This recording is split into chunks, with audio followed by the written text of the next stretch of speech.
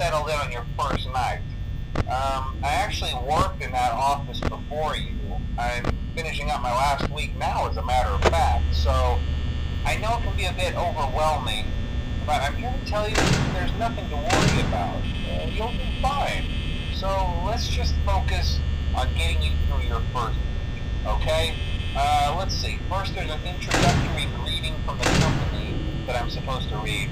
It's kind of a legal thing, you know. Welcome to Freddy Fazbear's Pizza, a magical place for kids and grown-ups alike, where fantasy and fun come to life.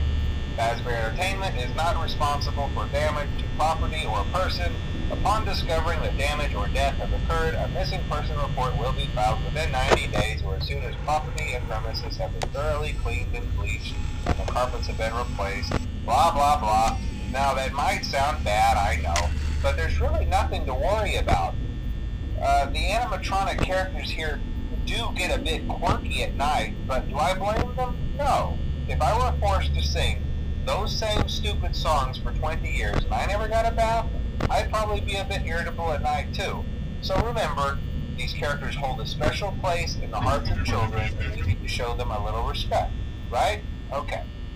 So just be aware, the characters do tend to wander a bit. They're left in some kind of free roaming mode at night. Something about their servos locking up if they get turned off for too long. They used to be allowed to walk around during the day too, but then there was the bite of 87. Yeah, it's amazing that the human body can live without the frontal lobe, you know? Now, concerning your safety, the only real risk to you as a night watchman here, if any, is the fact that these characters, if they happen to see you after hours, probably won't recognize you as a person. They'll most likely see you as a metal endoskeleton without its costume on. Now, since that's against the rules here at Freddy Fazbear's Pizza, they'll probably try to forcefully stuff you inside a Freddy Fazbear suit. Now, that wouldn't be so bad if the suits themselves weren't filled with cross beams, wires, and animatronic devices, especially around the facial area. So you can imagine how having your head forcefully pressed inside one of those could cause a bit of discomfort and death. The only parts of you that would likely see the light of day again would be your eyeballs and teeth that pop out the front of the mask. Yeah, they don't tell you these things when you sign up. But hey, first station of the breeze. I'll chat with you tomorrow. Check those cameras and remember to close the doors only if absolutely necessary. Gotta conserve power. Alright, good night.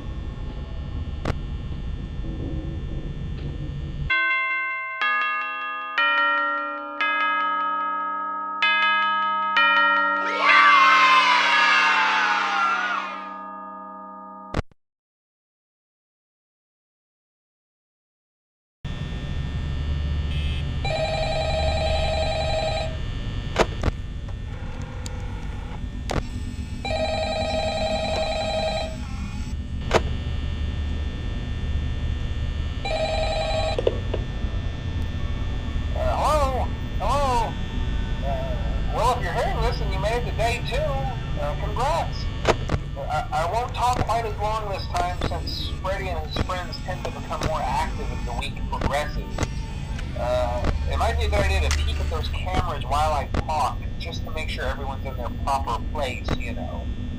Interestingly enough, Freddy himself doesn't come off stage very often.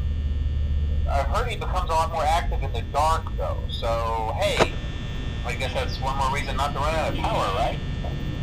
I also want to emphasize the importance of using your door lights.